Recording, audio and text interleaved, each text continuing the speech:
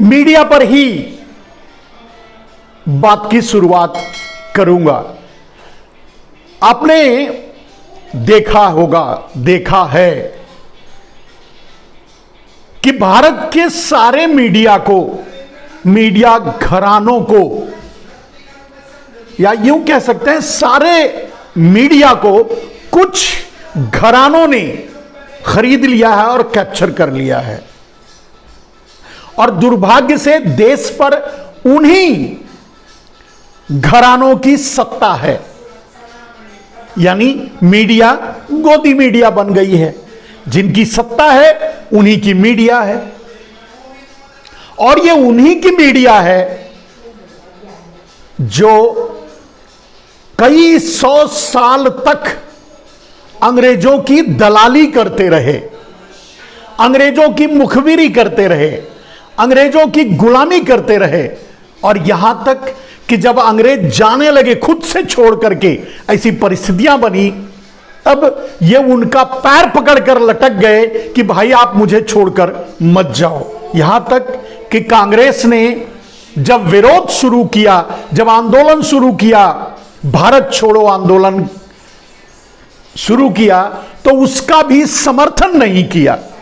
यह भी आप जानते हैं कि ये अंग्रेजों से मिलकर के, और आज हिंदू मुसलमान को बहुत ज्यादा ये इस्तेमाल कर रहे हैं, तब उस समय ये मुसलमानों से मिलकर के, मुस्लिम लीग से मिलकर के जगह जगह शासन भी चला रहे थे, अंग्रेजों की दलाली कर रहे थे, अंग्रेजों के मुखबिर थे। तो ऐसे लोगों के हाथों में देश की सिर्फ सत्ता ही नहीं गई, मीडिया भी ऐसे ही लोगों के हाथों में चली गई है। दुर्भाग्यवश यह देश का दुर्भाग्य है। तो हो क्या रहा है कि देश का मीडिया तंत्र गोदी मीडिया बन चुका, तो राज्य करने वाले, राजतंत्र पर कब्जा करने वाले, राज्य पर बैठे सत्ताधीश लोगों को कोई भी मीडिया पसंद नहीं आ रही है। अगर उनसे सवाल कर दे, उनके विपक्ष में, उनके विरोध में बोल दे, तो अब भारत में ऐसी मीडिया तो रही नहीं जो गोदी मीडिया के दायरे से निकल करके, सुपारी मीडिया के दायरे से निकल करके इनसे सवाल कर सके, सत्ता में बैठे लोगों से सवाल कर सके, उनके दलालों से सवाल कर सके।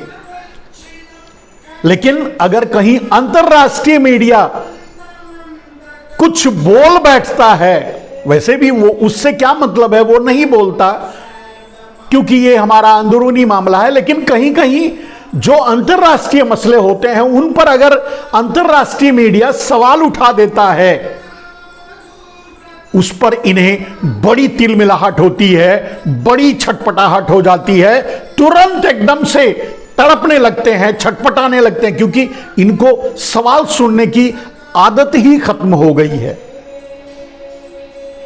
आपने अभी सुना होगा कि न्यूयॉर्क टाइम्स ने नरेंद्र मोदी पर टिप्पणी क्या की। हमारे गोली मारो वाले गोली मारो का नारा लगाने वाले अनुराग ठाकुर जी एकदम से छटपटा उठे, लगे बयान देने, लगे ट्वीट करने, लगे भर्त्सना करने कि न्यूयॉर्क टाइम्स कैसे बोल सकता है, वो झूठा है, वगैरह वगैरह। अब जो भी है। तो इनको सवाल सुनने की आदत नहीं रह गई है, इनको मीडिया का विरोध सुनने की आदत नहीं रह गई है। भारत में मीडिया को इन्होंने गुलाम बना लिया, गोद में बिठा लिया। अब सुपारी मीडिया बन चुकी है, मीडिया को सुपारी दे दिया विपक्ष और जो सवाल करते हैं उन पर प्रहार करने के लिए। तो इन्हें अंतरराष्ट्रीय मीडिया पर भी ये वैसा ही चाहते हैं, जज्बा, कब्जा। कैसे हो सकता है? भाई आपने भारत की मीडिया को गोदी मीडिया बना दिया, सुपारी मीडिया बना दिया, अच्छी बात है, लेकिन अंतरराष्ट्रीय मीडिया तो गोदी मीडिया नहीं बनी, सुपारी मीडिया नहीं बनी। आपने देखा होगा बीबीसी ने एक डॉक्यूमेंट्री क्या जारी की जो 101% ट्रूथ है, और ये भारत का बच्चा बच्चा जानता है। और यही नहीं, नरेंद्र मोदी का समर्थन ही उस बीबीसी ने अपनी डॉक्यूमेंट्री में जो भी कहा, एक एक शब्द सब सच है। और यह सच भारत का हर आदमी जानता है। और नरेंद्र मोदी के साथ खड़े लोग, या नरेंद्र मोदी का समर्थन करने वाले लोग, या नरेंद्र मोदी को मसीहा समझने वाले लोग, या नरेंद्र मोदी को हिंदू हृदय सम्राट समझने वाले लोग, इसी बात से तो खुश होकर, इसी सच्चाई से खुश होकर, इसी सच्चाई से प्रभावित होकर नरेंद्र मोदी का साथ दिए, उनका समर्थन किए, उनको मुख्यमंत्री बनाते रहे और प्रधानमंत्री की कुर्सी तक लाए। उस सच को, जिस सच ने इतना सब कुछ दे दिया नरेंद्र मोदी को, उस सच को सुनने की भी ताकत नरेंद्र मोदी में नहीं है। अगर बीबीसी की डॉक्यूमेंट्री दिखाकर भारतीय जनता पार्टी के किसी भी नेता से सवाल कर दिया जाए तो वो भी कहेगा हां यह सच है। बीबीसी की डॉक्यूमेंट्री पर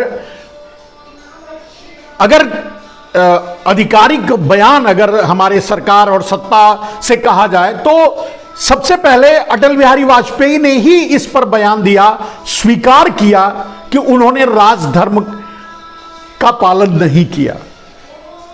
यहां तक कि उन्होंने यह भी स्वीकार किया कालांतर में कि नरेंद्र मोदी को उस समय मुख्यमंत्री